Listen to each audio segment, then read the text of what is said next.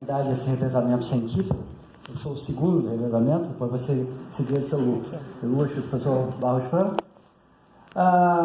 Por que é tão difícil se exercitar? Na realidade, eu devo começar dizendo, como é praxe em apresentações médicas, que eu tenho um enorme conflito de interesse. Eu faço exercício a minha vida inteira, eu acredito que o exercício é bom, faço exercício intenso, ainda consigo ganhar dinheiro com isso. Então é um conflito de interesse declarado, já vejam que eu tenho um viés para isso. Eu acho muito interessante esse modelo aqui, já tive chance de assistir várias apresentações. A gente sabe que o modelo clássico de congresso está um pouco saturado.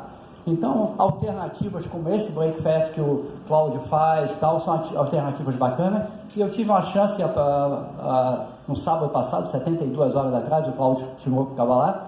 A gente fez um programa num congresso de cardiologia em Búzios, chamado, no formato do Roda Viva, em que eu fui entrevistado por 5 colegas cardiologistas, 1 hora sobre temática de exercício. E aí eu achei melhor, fui vestido a caráter, né? Fui vestido com roupa de exercício, que eu achei que era o mais apropriado para o tema em questão. O Copacabana Palace me traz boas memórias. A primeira vez que eu palestrei aqui foi em 1987, muitos anos atrás, um grande congresso que foi feito de medicina do esportiva, e depois um outro grande evento que teve aqui, que foi o Congresso Mundial de Cardiologia, em que a gente fez uma atividade com Kenneth Cooper, que a gente protagonizou, e tivemos uma caminhada bacana na praia de Copacabana com mais de 10 mil pessoas. Então, Copacabana Palace tem parte da nossa história aí de participações científicas. O Cláudio Domênico gosta muito desse tema, já me pediu para falar algumas vezes. A primeira vez, eu resgatei esse slide, Cláudio, foi em 2011, por que não fazemos exercício? Depois, novamente, falei lá no Procardíaco em 2013. Então, hoje, como corri o risco de alguém já ter assistido aquelas apresentações, a gente tem que fazer uma coisa um pouco diferente, né? E aí, o primeiro slide que eu boto é o Homo Sentatus, né? A gente mudou um pouco o perfil na evolução do homem, né? Diferente das outras duas temáticas que fazem parte dessa sessão, o homem sempre foi fisicamente ativo, está sendo cada vez menos ativo. Então, isso é uma tendência da modernidade, cada vez nós somos mais restritos em exercício, somos mais estimulados a não nos exercitar. E aí, tem uma clássica lista dos motivos pelos quais nós não fazemos exercício. Porque não sabemos que é importante, porque não gosto de suar, porque eu acho chato, porque não tenho tempo, porque eu não tenho bom resultado. Essa é uma lista bem clássica.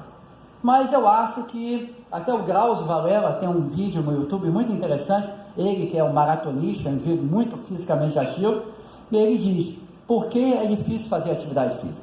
E tem a ver, do ponto de vista histórico, porque os animais tendem a economizar energia. Porque no passado você lutava para conseguir alimento, então você tinha que economizar energia. E eu tive um belo exemplo disso, visitando na China um centro de conservação do panda. Aquele animal fofinho, tal, que adora comer bambu. Mas o bambu tem um valor calórico muito baixo. Então ele tem que ficar dormindo o resto do dia. Então eu aprendi que se você não fosse lá às 7 horas da manhã para ver ele, você ia vê-los em food coma. Eles estão dormindo, você não vai ver mais nada, eles só vão amanhecer no outro dia para comer bambu de novo. E eu também aprendi uma modalidade de treinamento esportivo muito interessante. Porque como o panda é muito difícil de acasalar, né, a panda só tem algumas horas de estro por ano, então é todo um processo complexo. E aí o macho estava perdendo condição física, porque ele não conseguia mais ficar em 2 patas para acasalar. Então eles desenvolveram, do ponto de vista veterinário do exercício, o Apple Muscle Training.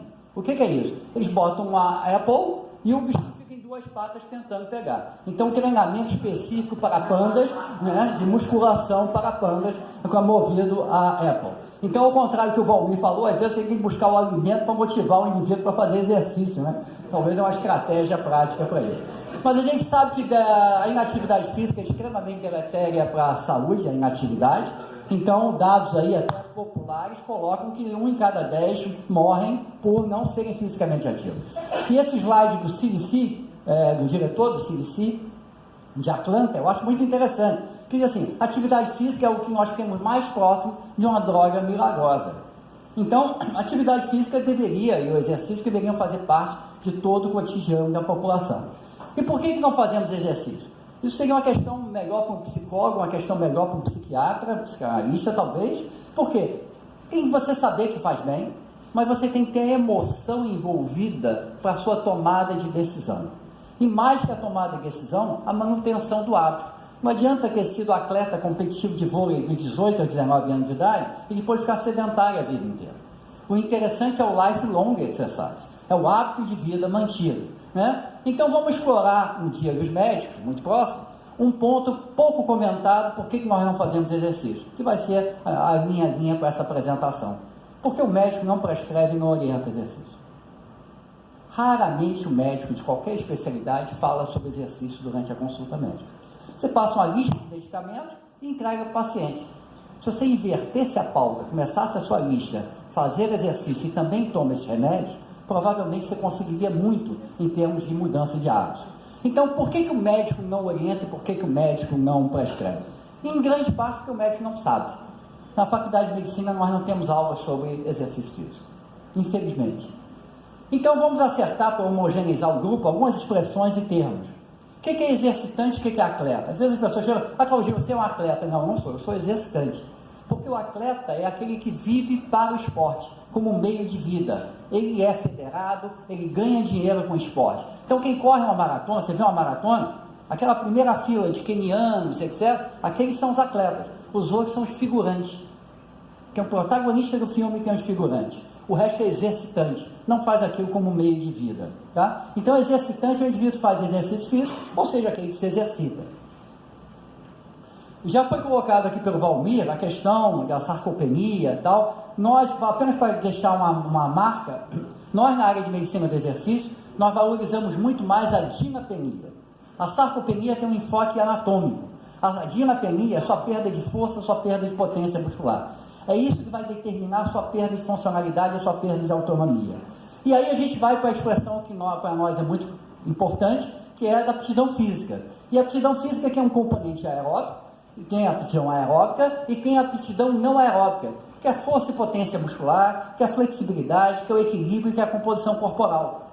E aí a gente propõe um termo chamado Musculoskeletal Fitness, que é a combinação dessas variáveis. E aí eu pergunto, você já ouviu alguma vez falar de MUSC? MUSC é uma sigla para tornar mais fácil o Musculoskeletal Fitness. Então você fala aptidão aeróbica e MUSC Fitness, que é a aptidão músculo-esquelética. Cada vez mais isso está sendo valorizado, especialmente a partir de 55, 60, 65 anos de idade. Eu tive chance de falar no Europrevent, exatamente o meu tema foi, esse ano em Lisboa, sobre como a aptidão músculo-esquelética pode afetar a mortalidade.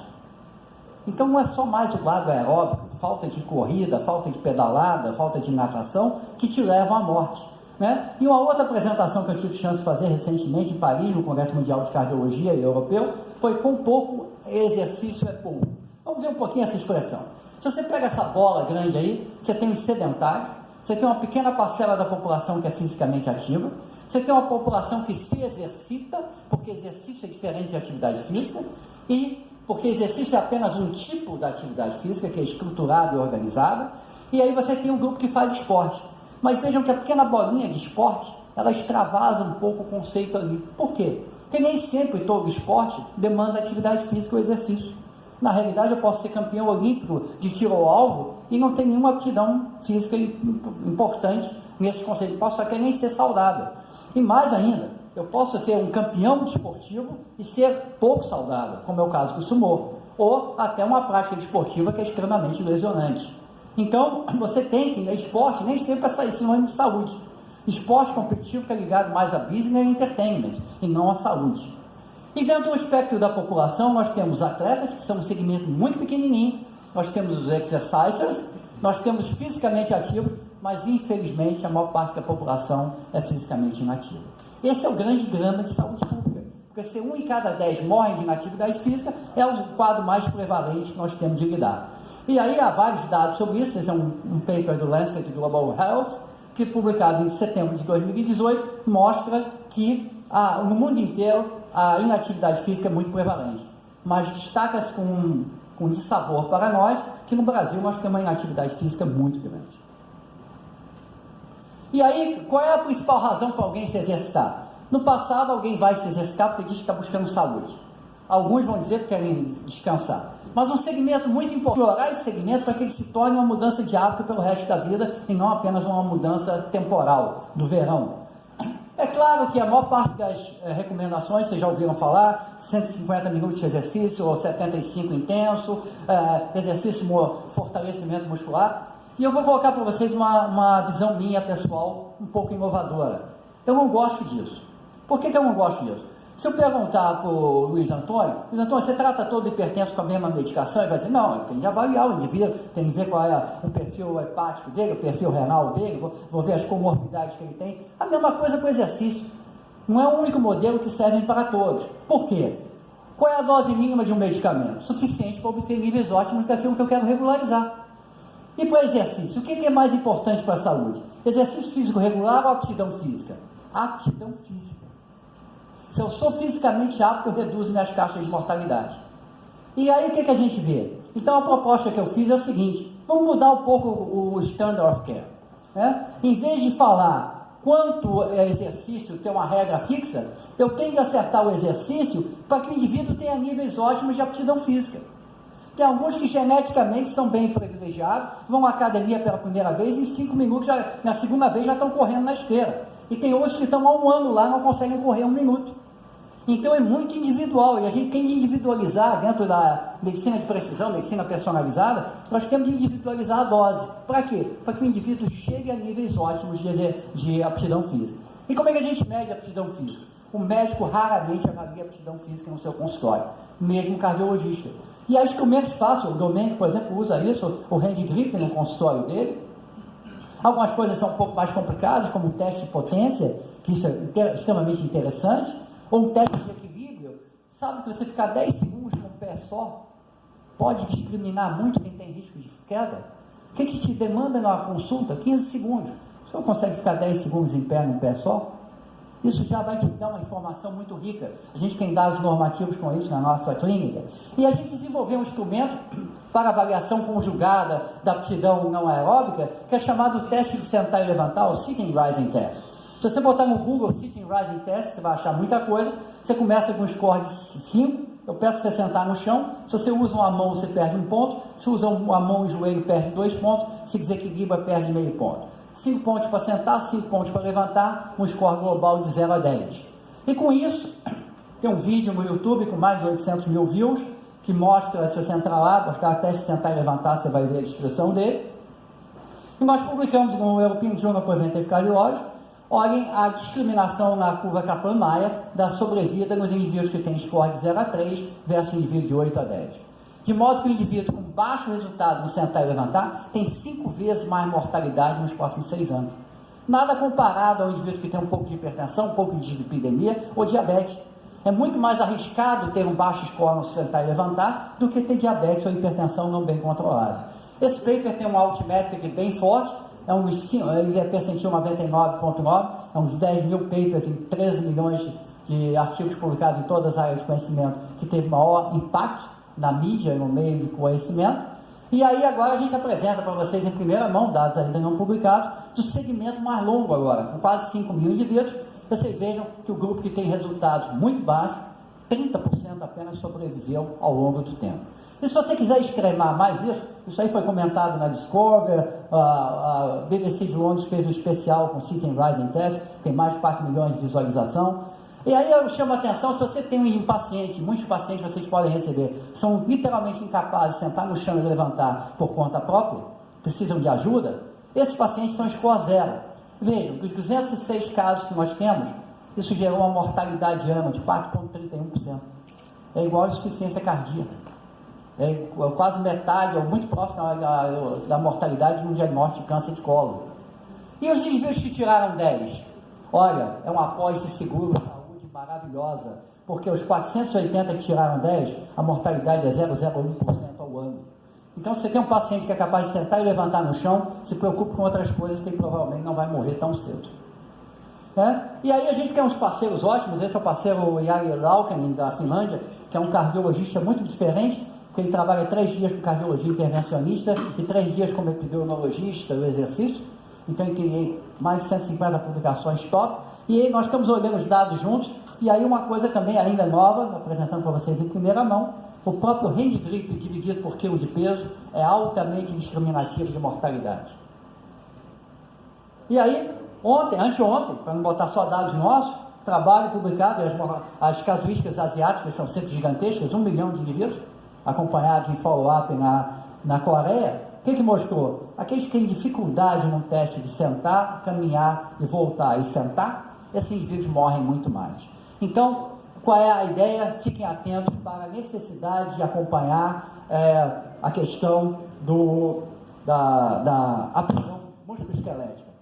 E como é que você, o indivíduo de 60 anos de idade, de uma maneira muito simplificada, pode saber que você está bem, fisicamente apto? Você consegue correr 1 quilômetro sem parar? Se não, está devendo. Consegue sentar e levantar do chão usando no máximo um apoio? Vai para a intimidade do seu banheiro, experimenta. Se não conseguir, problema. Em pé, no mesmo banheiro, olha para baixo, não acha o meu pé. Tem um anteparo mecânico na frente, a minha barriga. Problema. E se eu não fico mais que 10 segundos, não consigo ficar mais que 10 segundos em pé. Então, com 4 elementos muito simples, você faz um screening de aptidão física para o seu paciente e dá uma informação prática a ele que o risco dele morrer pode ser baixo ou muito alto. E aí a gente apresenta um novo termo. Conhecemos insuficiência cardíaca, insuficiência renal, agora a gente tem insuficiência física. É um indivíduo que não tem aptidão física, ele tem insuficiência física e precisa ser tratado. Para melhorar a aptidão física, não existe nenhuma pílula, é necessário se exercitar. E aí você vai achar a dose que vai levar o indivíduo à aptidão física adequada. Aí que a gente vai trabalhar essa questão. Em linha final, para concluir, queremos todos ser centenários? Eu olho essa foto de Okinawa e não fico muito motivado. Eu acho que esse pessoal aí não sabe muito aonde é que eles estão. Eu gosto mais desse outro modelo. Esse indivíduo que aos 104 anos de idade pedalava e disse: aí, você não quer treinar um pouquinho mais não? Aí ele pedalou 5.000 quilômetros em 2 anos e bateu o recorde francês, pedalando 26 quilômetros em 1 hora aos 106 anos de idade. Aí eu recebo um paciente de 60, 70 anos: doutor, eu estou muito velho para treinar. Olha, falta uns 40 anos ainda para você chegar ao limite que é a sua treinabilidade.